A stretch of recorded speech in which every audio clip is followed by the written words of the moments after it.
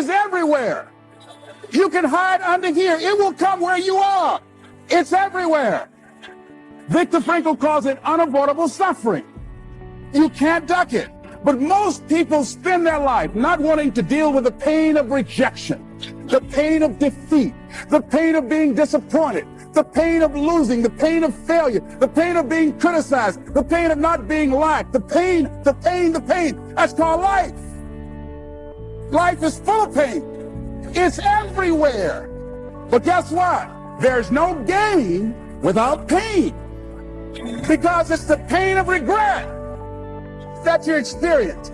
If I had it to do over again, that's a pain. Don't you know that's something? When you know, I was in a seminar once and this lady stood up. If I had my life to live over again, she talked about all of the things that she would do. And you can feel the pain of regret in her voice. The pain of regret. She still experienced pain. She was trying not to experience the pain of defeat, the pain of disappointment, the pain of loss, the pain of lack of support. And she still experienced pain. It was right there. We can't get around it.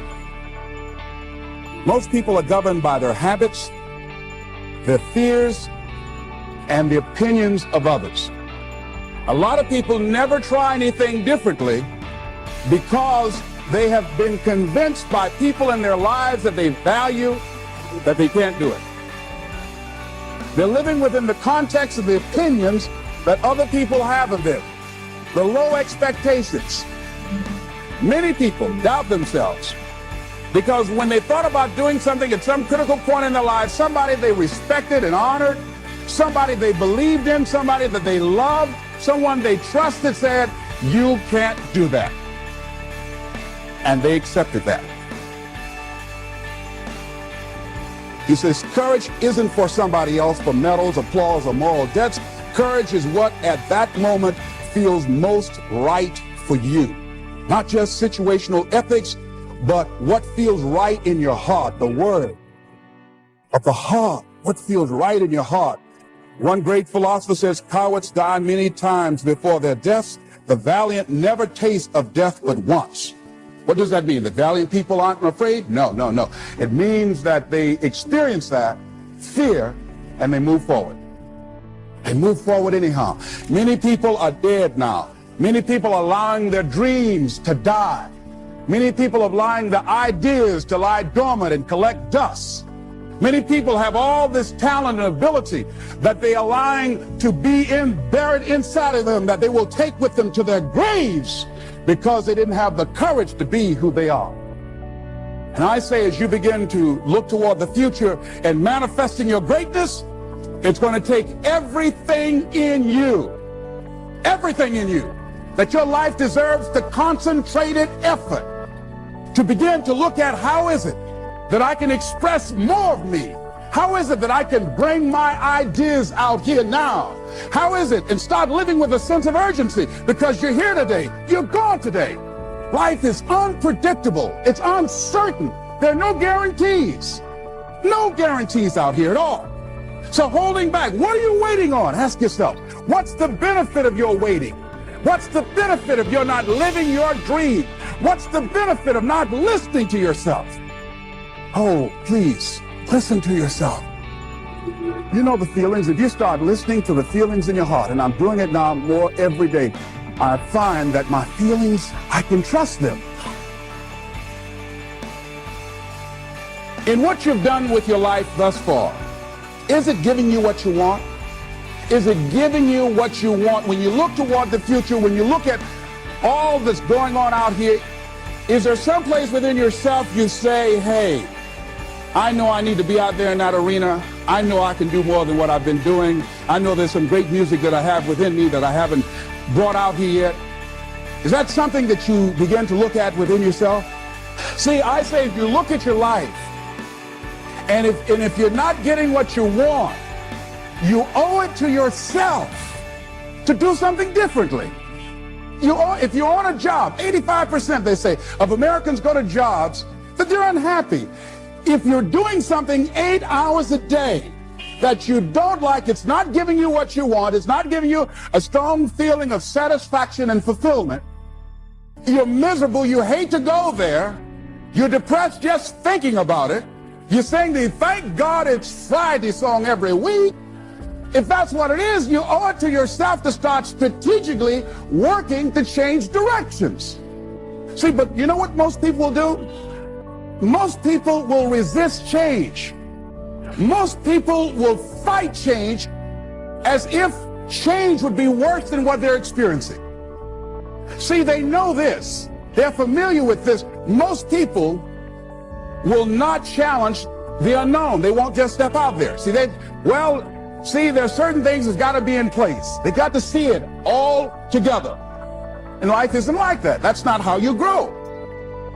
So as you look at your life, you're saying, I'm not getting what I want. As you begin to look toward the future, begin to know that whatever it takes for you to create that, you've got that in you. You've got that. You've got genius in you. You've got goodness in you. You've got creativeness in you. If you decide to take the initiative to change the current quality of your life, I say to you that you will find that the universe is on your side, that life is on your side. Now, will it be turbulent? Yes. Will it be easy? No, no. Will you have some opposition? Yes. Will I make a lot of mistakes? Yes. Will I get hurt? Yes. Yes. See, a lot of people won't try anything different in life because they don't want to get hurt. Let me tell you something. It's too much pain to duck. As you look at your life, ask yourself the question, what would your life be like? What would your life look like if you decided not to care what people thought of you? What would your life be like if you decided to give up some of your fears? What would your life be like if you decided to become courageous? What would your life be like? If you decided to act on your dream, if you did what you felt in your heart. You know what courageous means? Tom Ruskin and Randy Reed said, they said that courage comes from a French word which means of the heart. But how does it feel to you? He says it's courage, it takes courage to live. Says most people go through life not allowing themselves to step out because they don't want to let go. They don't want to be blown around. They don't want to be moved. The courage to face life's whirling wind of contradictions. The courage to love yourself. The courage to love. For years, I was afraid to love. The courage to take a chance. The courage to be who you are. And I say to you that as you look toward the future, you look at life on a daily basis. If there's something that you have been given, if you've heard something within yourself that you know that what you're doing now doesn't fit for you, it doesn't work for you, it's not giving you what you want, and there's something else that you want to do, don't allow that inner doubt in you to talk you out of it, to build a case on why you can't have it, to tell you why you're not good enough. You ignore that inner voice and all of the external voices.